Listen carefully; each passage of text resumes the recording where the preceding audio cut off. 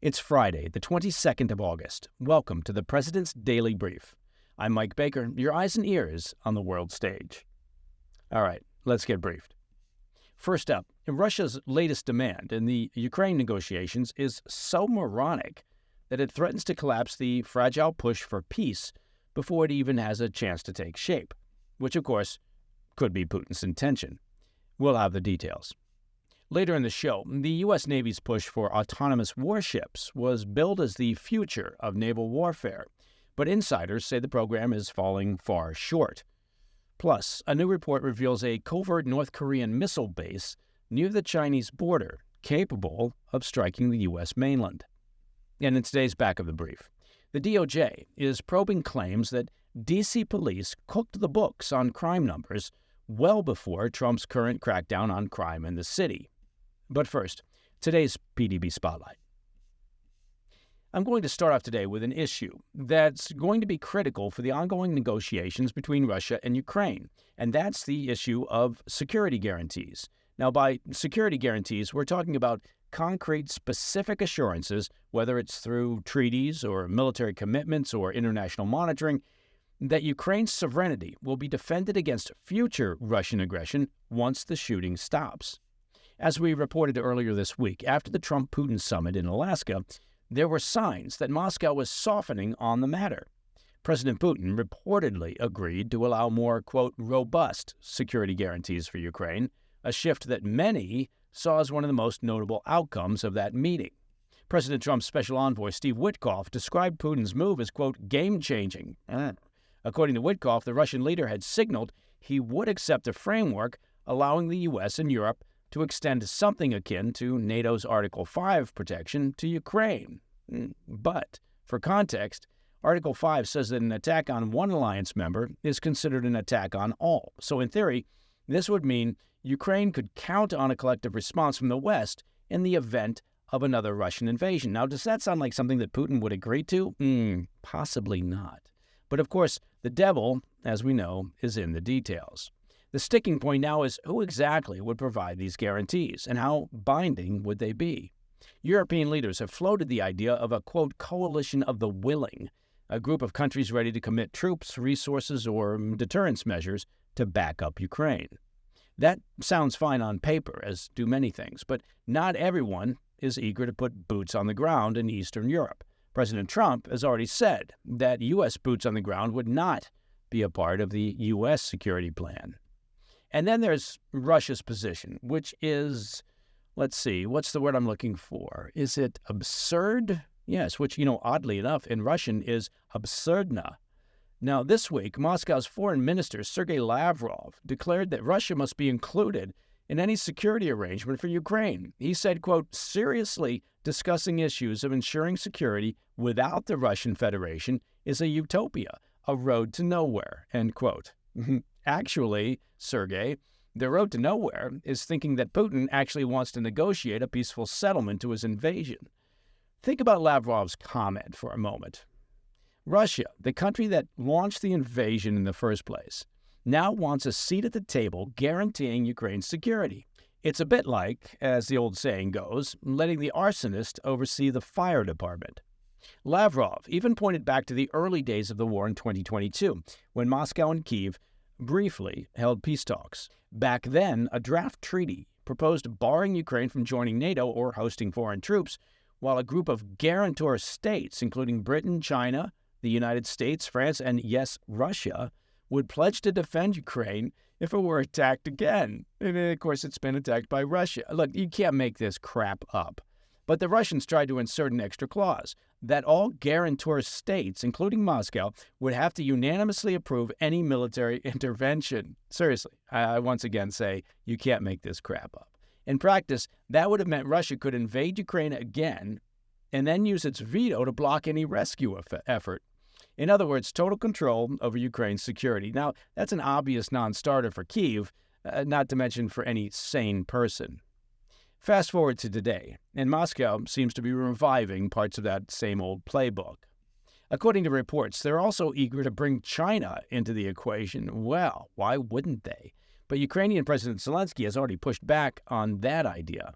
Speaking to reporters, Zelensky said, quote, First, China did not help us stop this war from the start. And second, China assisted Russia by opening its drone market.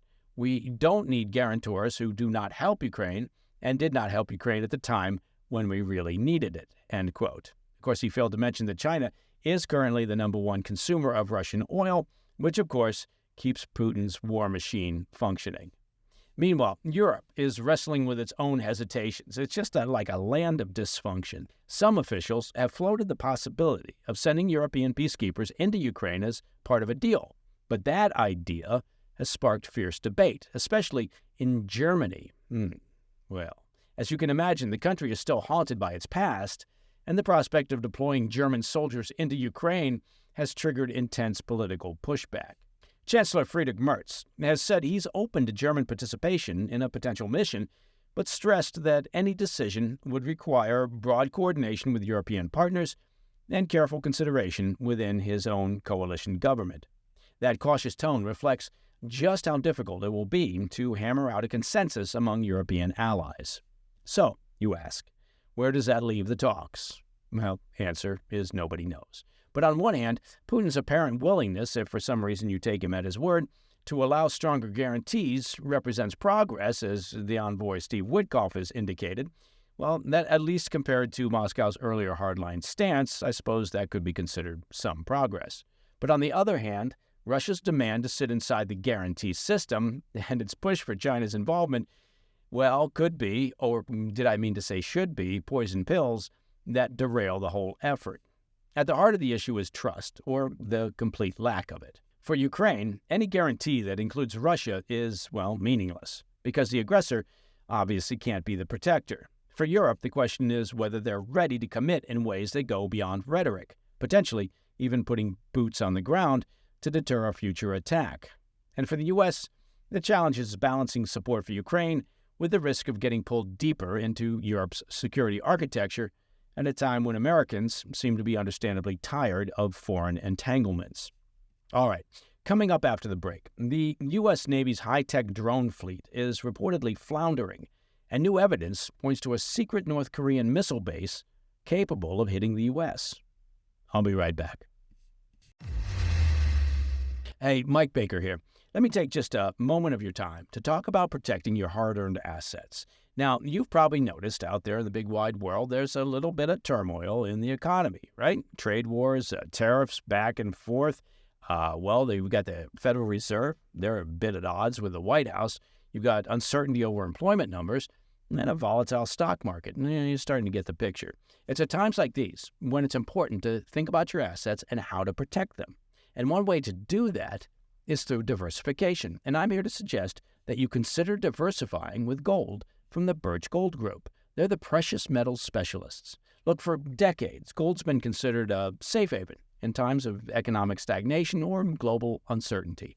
And Birch Gold makes it incredibly easy for you to diversify some of your savings into gold.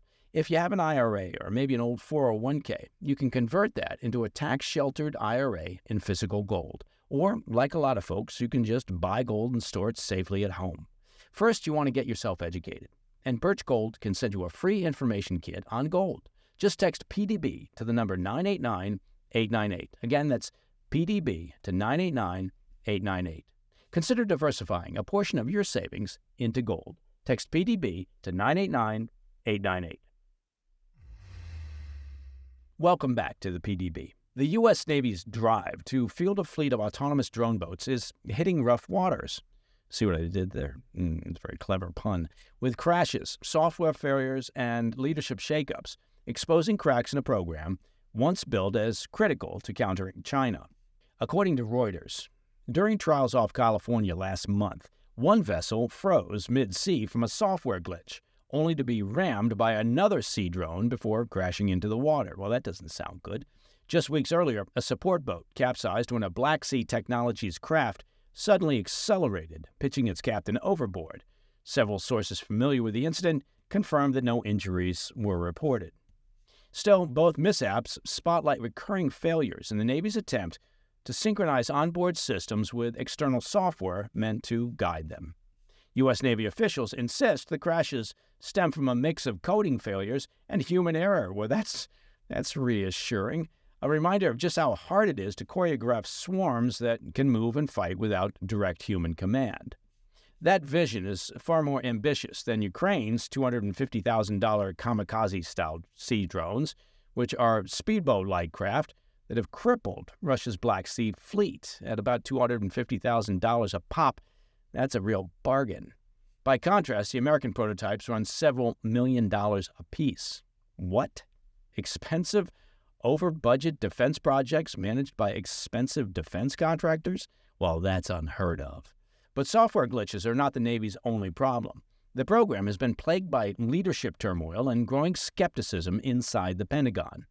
Rear Admiral Kevin Smith, head of the Program Executive Office of Unmanned and Small Combatants, of course, there is an acronym because it's the U.S. military, that would be PEOUSC, was removed earlier this year following an Inspector General probe. 4 people familiar with the matter told Reuters the office is now under review, with possible restructuring or even shutdown on the table.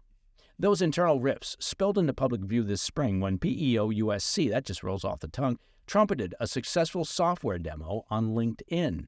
Colin Carroll, then Chief of Staff to Deputy Defense Secretary Stephen Feinberg, publicly rebuked that post, calling the program duplicative of other Pentagon efforts, warning, quote, "I have a feeling that there are changes in this program's future," end quote. That warning was quickly tied to dollars. After the California mishap, the Pentagon's Defense Innovation Unit froze a $20 million contract with the defense giant L3 Harris, one of the program's software suppliers. Feinberg himself grilled Navy officials last month on the project's cost effectiveness, according to people briefed on the exchange. Still, procurement records show that the Navy is pressing ahead with its industry partners. Black Sea Technologies has received more than $160 million to manufacture its global autonomous reconnaissance craft, while defense manufacturing rival Saronic has secured tens of millions of dollars for its Corsair drones. It sounds like it's just you and me that haven't made millions of dollars off this potential program. The Trump administration has doubled down as well. President Trump's Big Beautiful Bill, passed last month, earmarked $5 billion for maritime autonomy, wrapped inside the Pentagon's $1 billion replicator program. Yet doubts remain, even inside the administration, about whether the Navy is blazing a new path or simply chasing its own wake. I did it again. Okay, fine, I'll stop the Navy puns.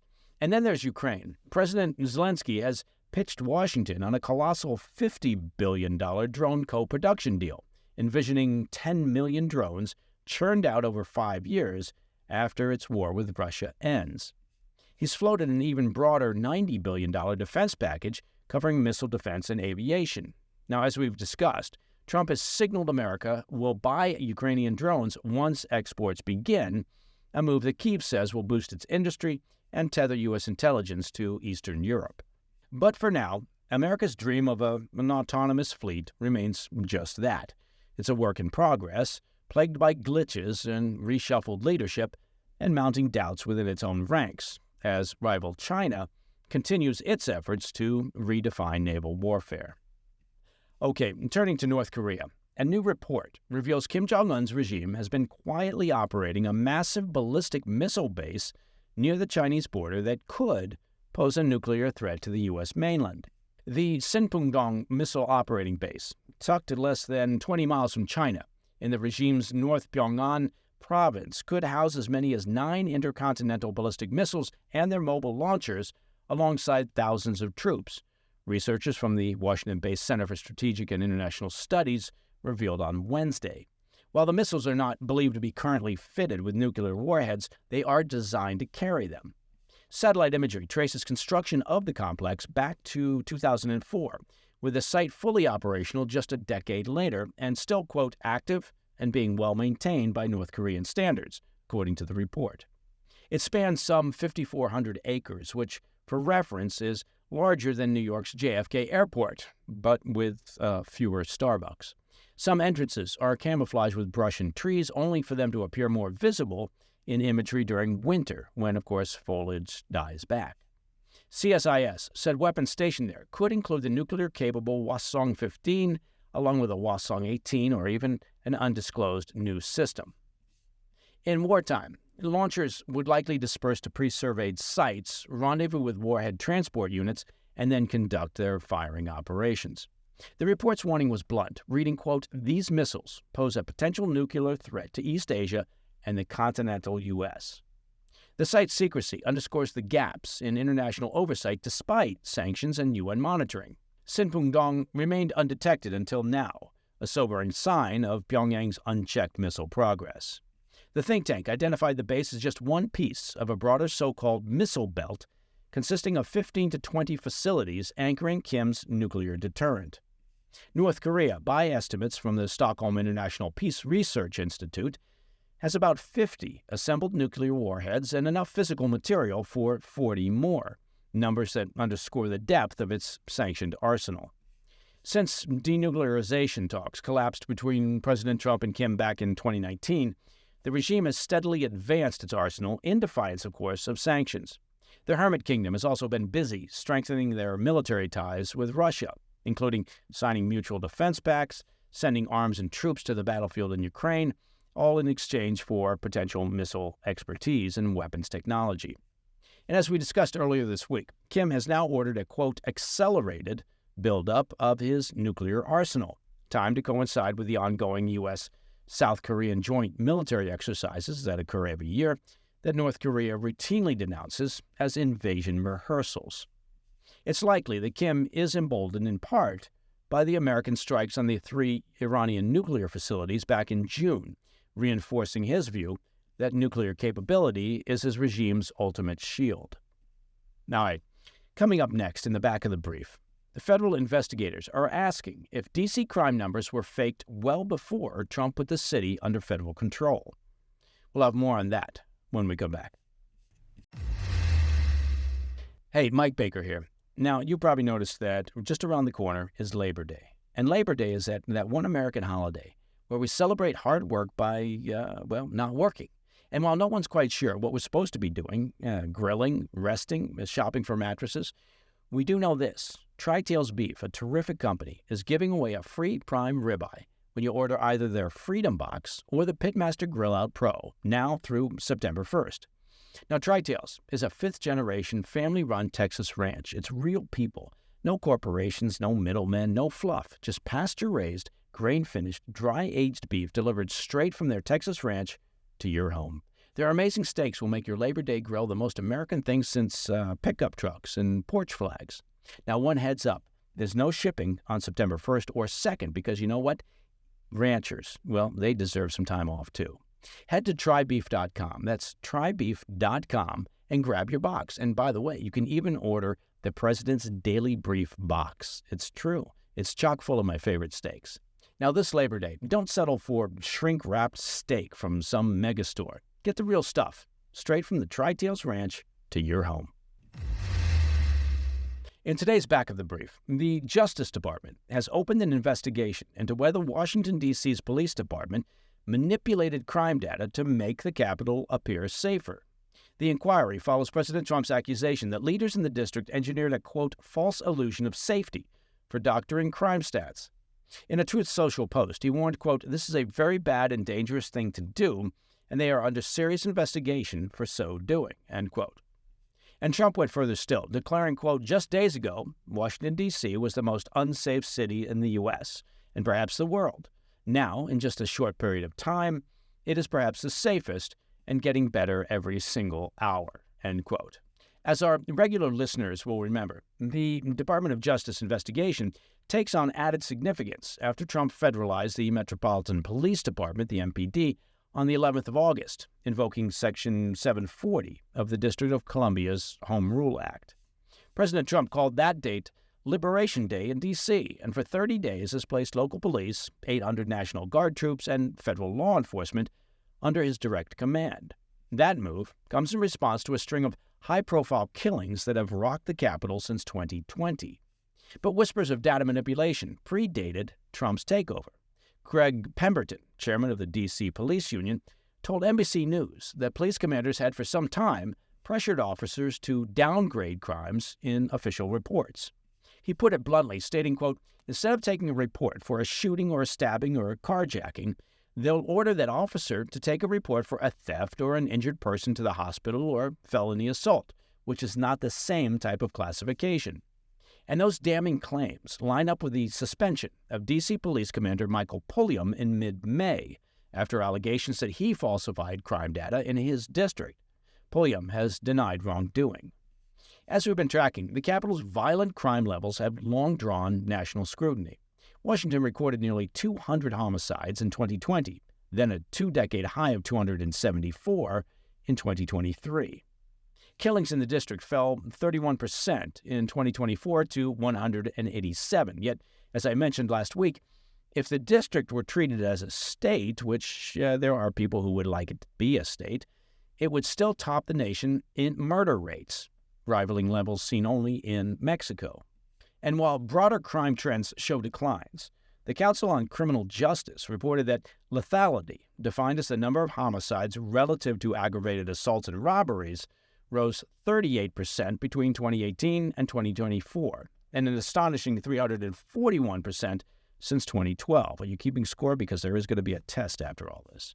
And still, the statistics could be higher, given the allegations of the D.C. Police Department cooking the books.